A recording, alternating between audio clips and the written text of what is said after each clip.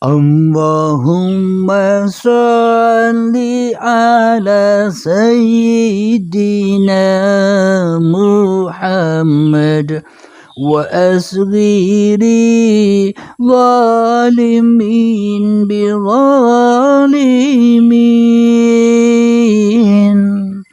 Allahumma salli ala Sayyidina Muhammad wa asghiri zalimin bi zalimin. وأخرجنا من بينهم سالمين وعلى آله وصحبه أجمعين.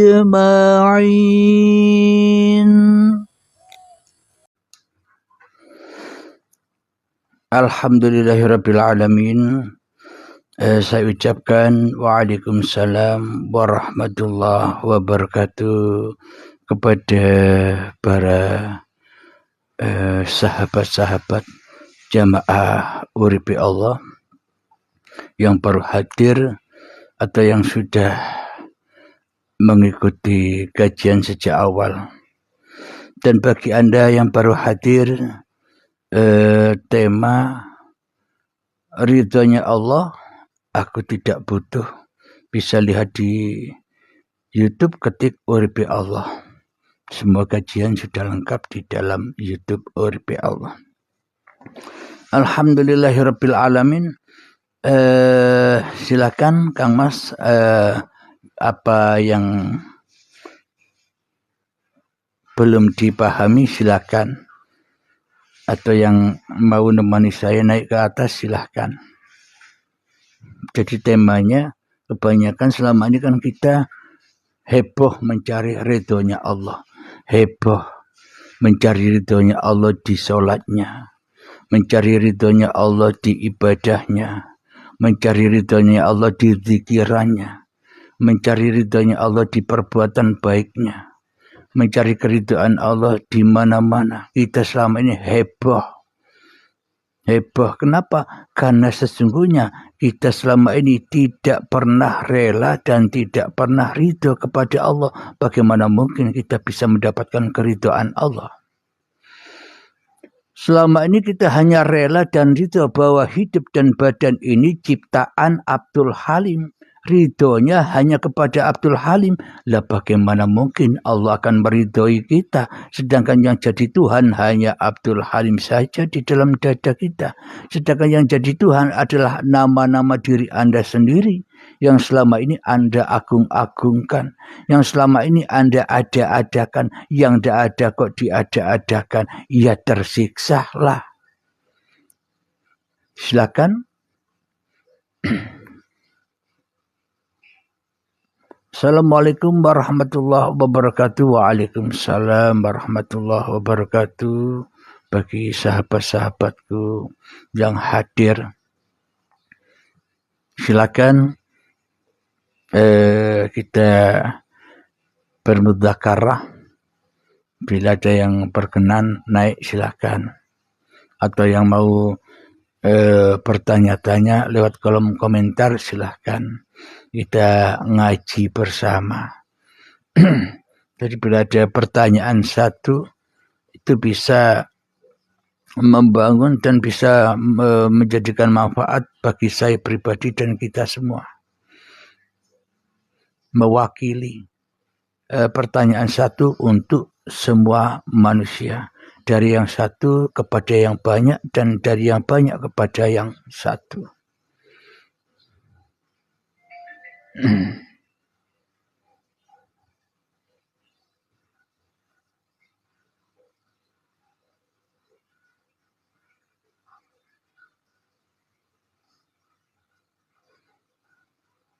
Silakan Kang. Dari ya. Iya. Kang Fauzan dari mana ya? Dari Probolinggo. Oh, dari Probolinggo, Kang Fauzan. Ya, ya. Gimana? Apa yang mau ditambah-tambahkan tentang kajian kita hari ini, yang mana selama ini seluruh manusia dibilang di dalam dadanya, aku mencari ridhonya Allah. Tapi aku tidak butuh ridhonya Allah. Bila aku sendiri belum rela, belum ridho kepada Allah, yang mana mungkin dapat ridhonya Allah. Sementara aku hanya rela ridho kepada kewujudanku sendiri. Ya enggak, Kang Mas? Iya, benar sekali, Kang. Karena manusianya sudah gaib, ya Allah semua. Jadi ya Allah semua. Jadi mau dibahas gimana lagi, Kang? Ya Allah Rita, ya udah Rita begitu Kang, jadi udah ya bisa dipatahkan, semuanya sudah benar. Ya itulah yang dimaksud surganya Allah. Bila yang ada hanya Allah, wajah Allah, itulah puncak-puncaknya surga. Benar Kang. Ngapain cari surga yang tidak ada? Surga yang gaib kan tidak ada. Yang ditunggu Dajjal yang gaib yang belum datang. Sedangkan Dajjal yang nyata dibiarkan. Gimana itu kita ini? Begini lagi Kang ya. Saya punya orang tua puasa udah 20 tahun. Cuman puasa udah dipahamin sama Allah, dia terima semua yang saya dari pencerahan Kakang saya kasih ke mak saya ya. Dia terima semua, alhamdulillah dia udah mulai dipahamkan deh. Walaupun dia jadi memang di dunia ini semuanya jalannya Allah bagi mereka yang menyadari. Tapi bagi mereka yang belum menyadari bahwa dunia dan akhirat ini hanya milik Allah, ya akhirnya manusianya tersiksa lah dengan laku-laku yang dipahaminya, ya kan? Iya, benar kan? Jadi memang meskipun beliaunya belum kenal Allah, tapi ending-endingnya pasti kembali kepada Allah, ya enggak? Iya. Lanjut ceritanya Kang Mas. Dulunya kan mak saya selalu bilang saya gila gitu ya, karena dengan paham saya begitu. Sekarang dia udah mulai dipahami, dia syukur, dia nangis, malah pokoknya dia udah terima semuanya. Untung mak gak usah halwat saya gituin, gak usah kayak saya gila, kata mak saya nggak mau makan sendirian terus. Walaupun lewat puasa, jadi Allah udah kasih dia paham, alhamdulillah sekali. Jadi makna hikmah dari puasa itu apa sih? Puasakan dirimu di hatimu. Bila kau puasakan dirimu di hatimu, maknanya bila kau rela, ridho, hancurkan keberadaan dirimu di hatimu, maka man arafa nafsahu, barang siapa ia tahu siapa hakikat dirinya yang gaib, hakikat diri manusianya yang hanya makhluk, maka faqad arafa rabbahu, maka ia benar-benar akan mengenal Tuhannya otomatis. Iya. Benar. Kalau manusianya rela, ridho bahwa hidup ini Allah, otomatis. Tapi kebanyakan manusia termasuk saya juga selama ini takut, ngaku-ngaku aku ini Allah, murtad. Ya enggak? Iya. Orang saya dulu juga takut karena belajar sendiri kan ya. Iya, makanya ya harus ada pembimbingnya, ada gurunya. Agar apa? Agar tidak takut dan agar tidak tersesat dan tidak disesatkan oleh iblis dan setan. Akhirnya kalau tersesat malah mengundang khodam-khodam. Akhirnya ya tambah jauh dari Allah, tambah disesatkan. Diri merasa rifat, wah tambah jauh. Diri merasa bertoreko, wah tambah jauh. Diri merasa berhakikat, tambah jauh. Diri merasa bisa bersyariat, tambah jauh. Maka dari itu belajar hakikat, belajar syariat, toreko, hakikat, makrifat, kebanyakan orang bilang toh ending-endingnya semakrifat apapun pasti harus kembali ke syariat seperti Nabi Muhammad dulu. Salah itu. Salah. Maknanya bagaimana mungkin manusia bisa kembali bersyariat selama ini ternyata manusia itu tak bisa bersyariat, iya enggak? Nggak bisa. Nah, kan syariatnya Allah semua kan. Berarti kalau manusia sudah mencapai ma'rifat dan kembali ke syariat lagi, berarti ma'rifatnya abal-abal. Berarti belum ma'rifat, iya kan? Belum kan. Nah kalau sudah ma'rifat ya ditinggalkan semua, syariat ditinggal, toreko ditinggal, hakikat ditinggal, apalagi ma'rifat. Kenapa? Bukan milik manusianya. Jadi makna yang dimaksud kembali ke syariat itu, syariatnya sekarang dan dengan yang dulu sebelum kenal Tuhan beda. Syariat sebelum baiat beda. Sebelum baiat syariatnya syariat tunas. Torekohnya toreko tunas. Hakikatnya hakikat tunas. Dan makrifatnya masih makrifat tunas. Dan setelah mengikuti bimbingan baiat, maka berubahlah makomnya. Maknanya syariatnya sudah syariatullah. Torekohnya sudah torekotullah. Hakikatnya sudah hakikatullah. Dan makrifatnya sudah makrifatullah. Manusianya apa? Enjoy saja. Karena bukan Tuhan. Iya enggak Kang Mas? Iya betul sekali. Betul. Kan begini Kang ya. Sebelumnya saya belajar begini. Karena saya ditimpa masalah banyak gitu ya, jadi saya pernah berdoa, ya Allah, saya minta gila dulunya, terus karena nggak bisa saya minta mati. Setelah itu saya pasrahkan semuanya karena semuanya nggak bisa terlaksana ya. Iya, putus saya asa. Sendiri putus asa awalnya saya itu. Terus saya dengar begini, akhirnya saya pikir napas. Ya Allah kasih paham begitu. Awalnya takut lah Kang ya. Alhamdulillah lama-lama dikasih walaupun caranya beda kayak begini, bersih dari dalam. Saya bingung dulu kan, apa bersih dari dalam. Waktu saya ngepel, pernah ada kata begini, wa maramaita itu kan, itu pernah datang ke kalbu saya ya. Saya pikir, berarti Allah ya bukan saya. Akhirnya saya paham, cuman nggak tahu namanya. Dengan Kang Mas paparin begini, saya lebih paham lagi. Begini, begitu kan. Jadi tidak maknanya kajian dari atas ini, kajian dari langit. Kajian dari Allah. Kalau kajiannya dari bumi, kajiannya dari bawah, kajiannya dari hawa nafsu, serba membingungkan, serba memeningkan. Kenapa? Karena tak akan pernah mendapatkan kepahaman. Kenapa? Manusianya masih jadi Tuhannya syariat. Manusia masih jadi Tuhannya toreko. Manusia masih menjadi Tuhannya hakikat dan makrifat. Ya pening terus. Jadi semuanya hanya halusinasi kepahaman manusianya sendiri. Kenapa? Karena tidak diajari langsung oleh Allah. Ya enggak Kang Mas? Iya betul sekali. Betul Kang. Jadi pengalaman itu benar-benar kalau sudah jalan ya. Kalau cuma lewat pemahaman ilmu, jadi kata-kata kalau kita nggak mengalami, kita kurang jadi nggak terima jadinya, jadi manusia lagi, jadi nggak pasrah sama Allah kan. Ya, jadi Kang Fauzan, kalau Kang Fauzan memang hanya makhluknya Allah, apa sekarang yang harus kita perbuat?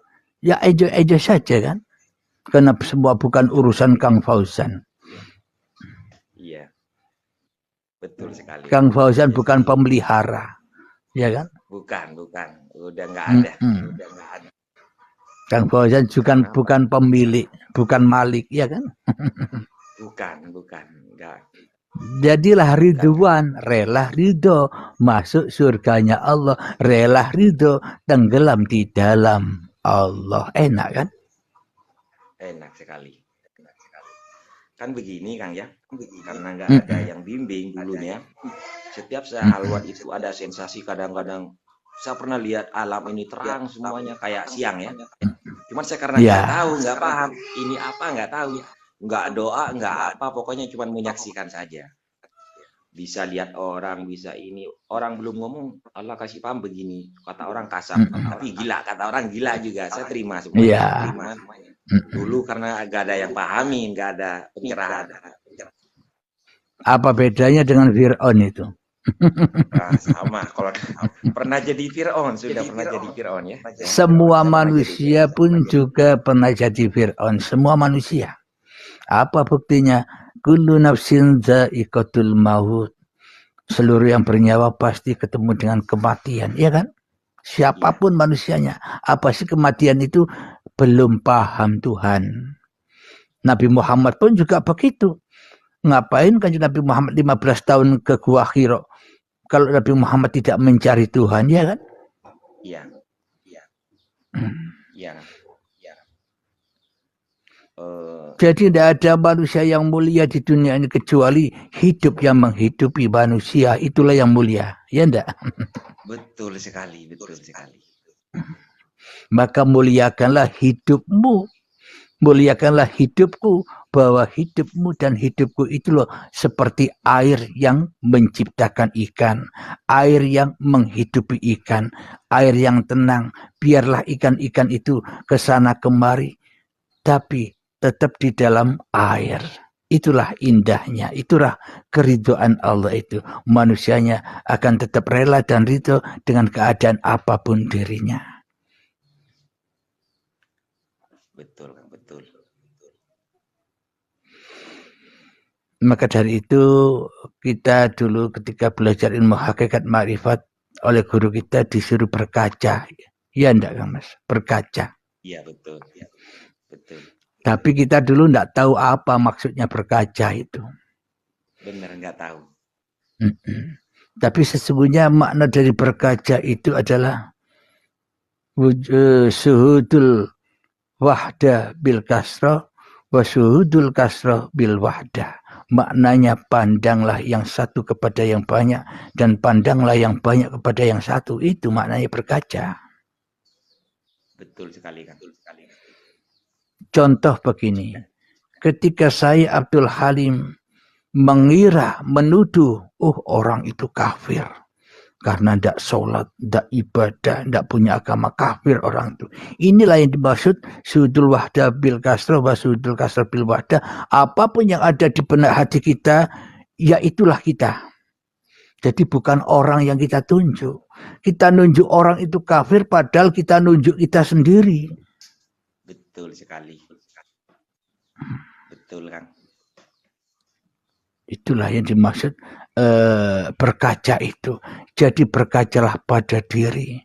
Jadi bila kita menuduh orang lain begitu, pada intinya kita sendirilah yang tertuduh. Kita menuduh orang lain jelek padahal kita sendiri yang jelek di sisi Allah loh ya. Kenapa? Karena kejelekan kita merasa diri kita ada. Itulah kejelekannya.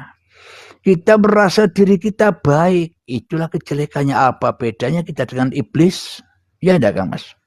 Sama. Sama saja. Sedangkan iblis itu ya kita sendiri. Begini kan. Dulu saya nggak bisa bedakan yang nyata dengan yang gaib ya. Jadi mungkin Allah kasih kasar. Saya pernah melihat matahari dari timur itu benar-benar nyata dari barat. Padahal itu dari timur. Saya teriak-teriak. Saya panggil Allah itu. Orang-orang bilang saya gila. Saya cuma nangis, cuma teriak. Itu hanya kiasan saja, tanda-tanda akhir zaman, tanda-tanda kiamat, matahari terbit dari barat. Itu apa maknanya? Tanda-tanda akhir zaman, tanda-tanda kiamat. Bila Allahnya lebih wujud daripada manusianya. Paham? Iya. Ya itulah tanda-tandanya matahari terbit dari barat itu. Maknanya kiblat yang asli muncul. Mengalahkan kiblat yang selama ini kita kiblati. Kita selama ini berkiblatkan ke timur. Tidak berkiblat ke barat. Mung syariatnya saja ke barat. Tapi hakikatnya kita masih berkiblat kepada hawa nafsu. Ya enggak Mas? Iya. Iya kan.